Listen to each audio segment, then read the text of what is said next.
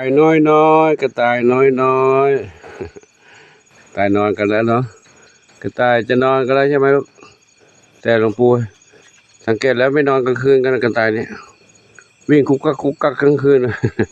กระโดดโลดเต้นวิ่งไปวิ่งมาเออแล้วก็ปีนออกมาข้างนอกด้วยกัดตะข่ายเชือกขาดหมดเลยออกมาข้างนอก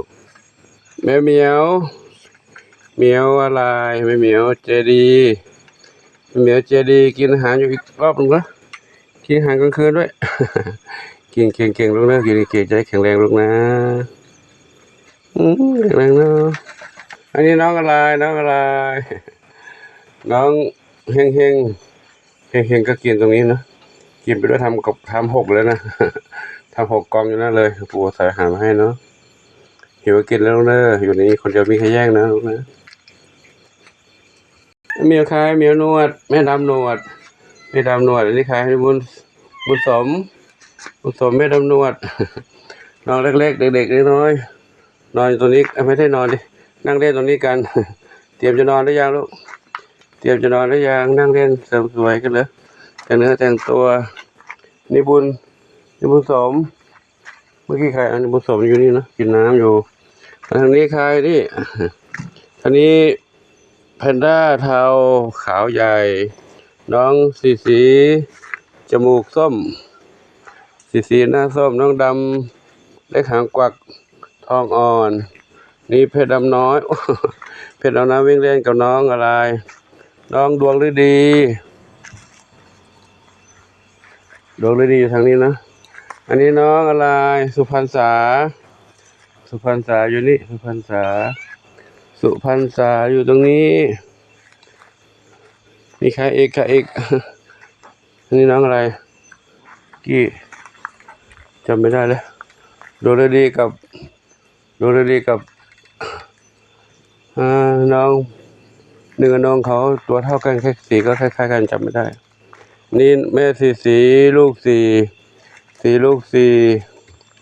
อันนี้เล่นอะไรกันตรงนี้นี่แม่สามสีนวลตรงนี้เนาะอันนี้น้องส้มอ่อนกับส้มขาวใหญ่เหรอใหญ่เล็กส้มขาวใหญ่ส้มขาวเล็กมาด้านนี้ใครอยู่นี่สีแว่นดำสีแว่นดำชอบปากกานี่ใครอยู่กับน้องเต่าทอง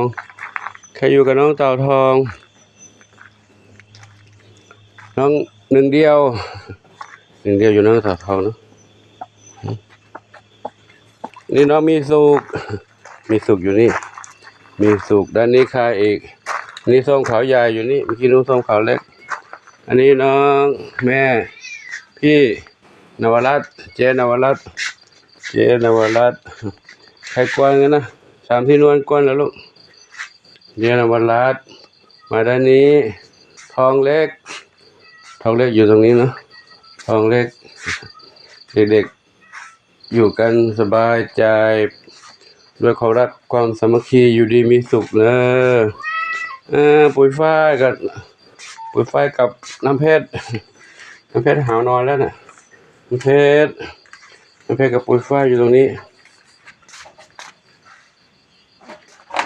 อยู่ตรงนั้นมีอาหารกินในเม็ดอาหารไม่ใส่ถาดไปเลยนะลูกเดี๋ยวออกมานะลูกออกมาไม่ได้นะกวนกัดกันเจ็บเลยดิมาแล้วกัดกันไม่ได้นะอันนี้บุญชัยอยู่นี่ตรงนี้บุญชัยไม่ต้องออกมาแล้วเนาะออกมาแล้วเจ็บเลยเจ็บแล้วรักษายากลูกเจ็บแล้วทรมานเปล่าๆเนาะไม่คุ้มค่าอยู่นั้นสบายใจกว่าลูกนะปลอดภัยดีเนาะไม่ต้องออกมาเจอกับพ่อนักเรียนเท่าไหร่นะนอกนี่เนาะสีลูกสี่วันนี้อีกนี่ใครนี่เทาขาวเทานี่น้องชวนฝันเอาวิ่งมาแล้วจะขึ้นเวทีแล้วโชว์แล้ว2 ทุ่มแล้วยังลูก2 ทุ่มยังไม่นอนกันเนี่ยเด็กๆทั้งหลายเล่นกันสนุกเลยเล่นกันสบายใจใครเนี่ยตอนนี้จำไม่ได้เลยลูกใครเนี่ยโชคทวีทรัพย์เหรอปูก็ไม่ค่อยได้เห็นเขาหงายท้องเท่าไหร่ นี่นอนหงายท้องเลยไม่รู้ว่าใครเท่าขาวเท่าก็คลิปนี้สำหรับวันนี้ ถ่ายคลิปนี้ให้กับทุกคนทุกท่านได้รับชมในยามค่ำคืนก็จะแจ้งข่าวเนาะแจ้งข่าวเพิ่งได้รับทราบตอน6 โมงเย็นนี้ 6 โมงเย็นนี้ว่าพรุ่งนี้เช้าจะเราต้องออกเดินทางแต่เช้ามืดเดินทางแต่เช้ามืดนะเพื่อไปกับโยมแม่ของนางทายันโยมแม่ของนางทายันแล้วก็สถานทายันเป็นคนขับรถไปจังหวัดอะไรราชบุรี น้องนี่น้องอะไรนี่ไงหนึ่งอนงอยู่นี่หนึ่งอนงอยู่นี่คือเขาเป็นพี่น้องกันเนาะเขาไปเยี่ยมกันก็มี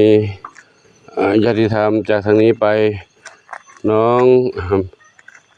แม่สายันกับน้องแม่สายันแล้วก็ไปเยี่ยมน้องแม่สายันที่จังหวัดราชบุรีทีนี้เขาไปเส้นทางนู้นหลวงปู่ก็เลยถือโอกาสไปด้วยเลย ไปด้วยเลยเพราะว่าบ้านหลวงปู่ก็อยู่นั่นเหมือนกันอยู่ใกล้ๆกันนั่นน่ะบ้านหลวงปู่อยู่ห่างจากเขานั้นประมาณแค่80 หรือ 90 กิโลนี่เนาะหลวงปู่อยู่เขตติดต่อกันได้เลยเขตติดต่อกับจังหวัดราชบุรีหลวงปู่อยู่นครปฐมแต่เขตติดต่อราชบุรีก็จะไปด้วยกันเดินทางไปด้วยกัน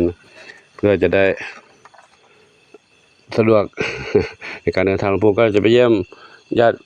เยี่ยมพระอาจารย์ครูบาอาจารย์ที่หลวงปู่เคยบวชสามเณรอยู่นั่นเนาะและตอนนี้ครูบาอาจารย์ของหลวงปู่ได้มรณภาพลงก็จะรอ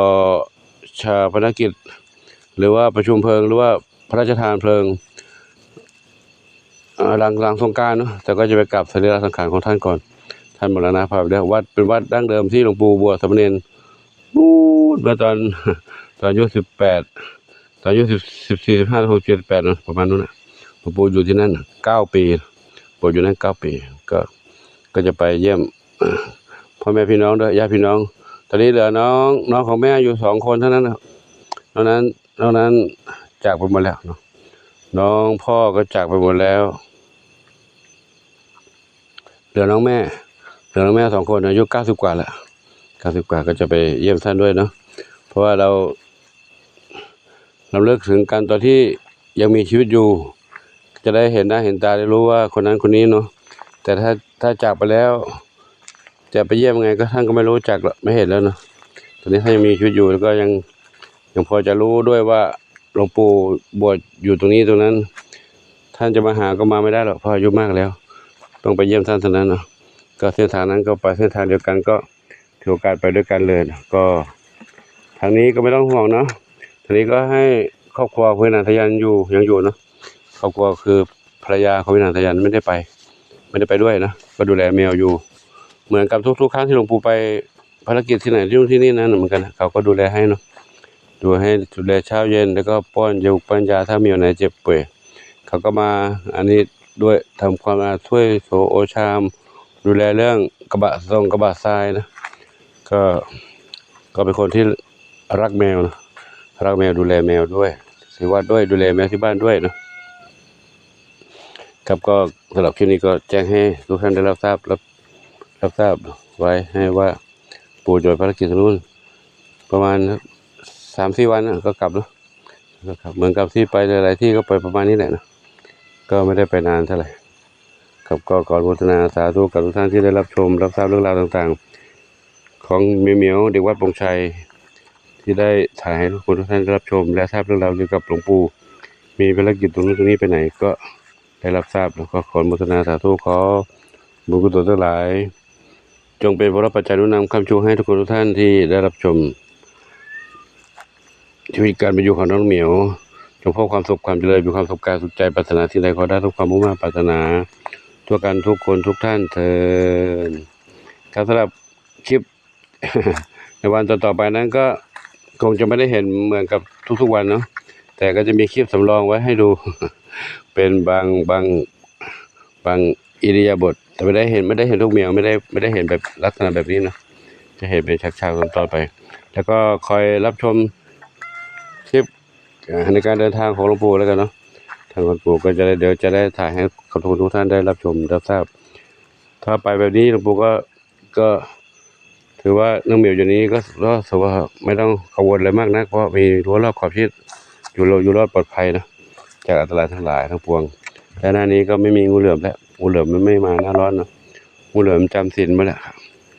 ครับก็ขออนุโมทนาสาธุเด็กๆนั่งกันเต็มตรงนี้เลยนะเสร็จแล้วครับเดี๋ยวพบกันใหม่คลิปต่อไปโชคดีมีสุขสาธุ